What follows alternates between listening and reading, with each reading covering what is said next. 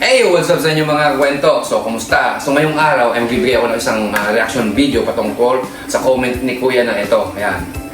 Ang sabi ni Kuya, ang alam lang nila ay yung sinasahod namin dito sa Japan. Pero hindi nila alam yung pinagdadaanan namin dito kung paano kahirap ang makibaka ngayon dito sa Japan. Yun yung comment ni Kuya. Pakibasa nyo na lang po. Ano? So, gusto ko nung bigyan ng isang reaction video ito. So, yung mga kwento habang nagkakape ako, so, sasabay ko yung reaction video ko dito sa comment ni Kuya ito. Ito mga kwento, no? Sa tunay. Transparent lang po tayo. Way back 2020, ako nag-apply dito. Ang palitan nun ay nasa 45-46. So, nung that time, ako din po ay nag-expect na ganung kalaki, ganun na karami yung kikitain kong pera kada buwan. Nung ako ay nag-apply pa lang way back 2020 dito sa Japan. And then, nung ako ay nakapunta dito sa Japan way back 2021, so ang sampulang ko lang yung presyo ng 1,819 o 2,000 na presyo ng 10 kilong bigas ay nakakabili pa po ako noon at kakasya yun sa loob ng isang buwan. Pero ngayong ngayong 2025, yung 10 kilong bigas ay pumapatak na siya ng 7,500, 8,000 at 8,000 plus. So napakalaki ng diferensya. 7,000 yung naging diferensya sa loob ng 5 taon na pananatili dito sa Japan. 7,000 yung nagdagdag sa presyo ng bigas na binibili ko noon way back 2021 at ngayong 2025. Maliban dyan, maliban sa pagtaas ng bigas, pagtaas ng lahat ng bilihin ngayon sa Japan, yung 3 taon na pananatili na ang palitan ay bumagsak na sa 38 hanggang ngayon ay 38 pa rin yung palitan. Isa po yun sa iniiyak namin mga OFW, SSW man yan o trainee visa. Isa rin po yun sa mga iniiyak namin dahil 3 taon na po siyang ganun kababa yung palitan. Pero yung bilihin dito ay talaga as in nagtaas, lalong-lalo po yung bigas talaga. 3 lapad ko nun, kakasya na po sa loob ng 1 buwan sa akin nun, talaga sobra-sobra pa. Pero ngayon, 2025, yung 3 lapad mo talaga as in kukulangin pa pagka kayo ay talagang hindi magtitipid to the max. Kaya kung ako sa inyo, papunta pa lang kayo dito, huwag kayo masyadong mag-expect SSW o trainee visa. Huwag kayo masyadong mag-expect na ganun kalaki yung kikitain nyo ngayon dito sa Japan. Kung ang aim nyo magpunta dito sa Japan para yumaman, so parang hindi advisable na sabihin ko na pumunta kayo ng Japan para yumaman kayo. Kasi nasanay na tayo na yung katagang pag nagpunta ka ng Japan, siguradong yayaman. Japan, sagot sa kahirapan. Japan, lapad-lapad. Diba? Nasanay na tayo sa mga ganong kataga na mga sinasabi ng mga kamag-anak, mga tropa natin dyan na pagka nakikita nila isang trabahador o OFW galing Japan, pag umuwi ng Pilipinas, ang alam ng mga yan, limpak-limpak na yan sa bulsa nilang pera, big boss na yung mga yan, at mayayaman na yung mga yan. Yun lang po yung alam nila na pagka tayo galing dito sa Japan at umuwi na ng Pilipinas. No, hindi po nila alam yung kung paano tayo ngayon makibaka, ngayong 2025 makibaka dito sa Japan sa pamumuhay, lalo sa pasahod. Kasi nga ang taas po ng bilihin, tapos ang baba ng yen to peso.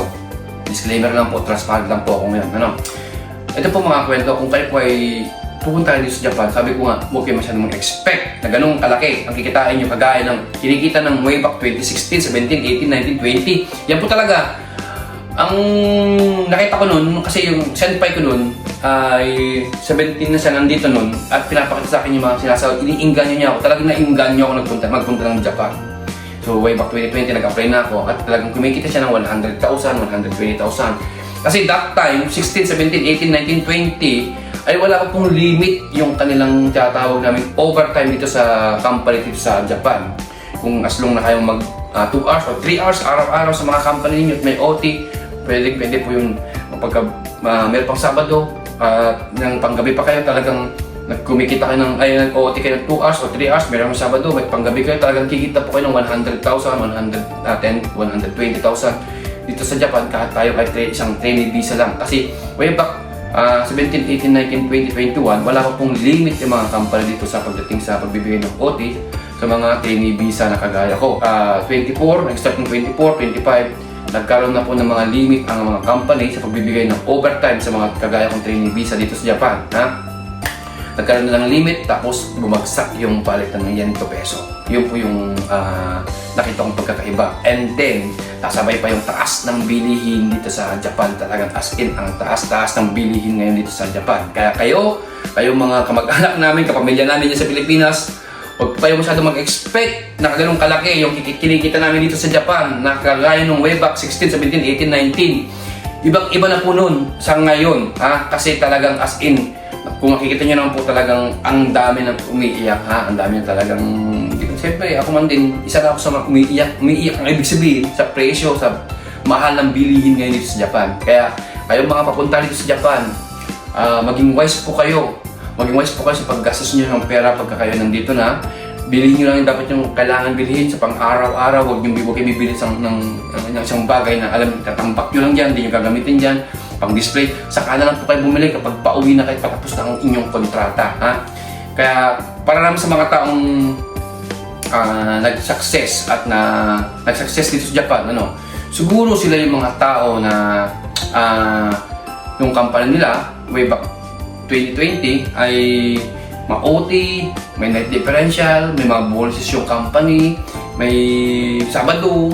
Sila po yung mga talagang as in pagka yan ang napuntahan nyo ay talagang kikita po kayo ng 100,000 pataas, 100,000 pataas pagka yan ang napuntahan yung company kasi wala pang limit nun eh. Pero ngayong 2025 talagang yun na lang kung pwede ko sabihin, huwag kayo masyadong mag-expect na ganun kalaki yung kikitain natin dito sa Japan. Kasi may mga company, hindi ko na po nilalak ng company, may mga company po talaga na nagpapa-under time kung ano lang po yung tinrabaho nyo, yun lang po babayaran sa inyo. Pumasok pa ng 5 hours, yung 5 hours lang mabayaran ng company sa inyo. Pag pumasok ka ng tatlong araw sa loob ng isang linggo, yun lang po yung pwedeng bayaran ng company sa inyo. Kumbaga, no work, no pay kung tinatawag dito. Pero may mga company din naman po na kahit pumasok ka ng 3 hours araw-araw, pumasok ka ng 3 beses sa loob ng isang linggo, bayad pa rin yung buong araw mo at bayad pa rin yung buong buwan mo. Yun ang po tinatawag namin nakafix yung kanilang monthly salary.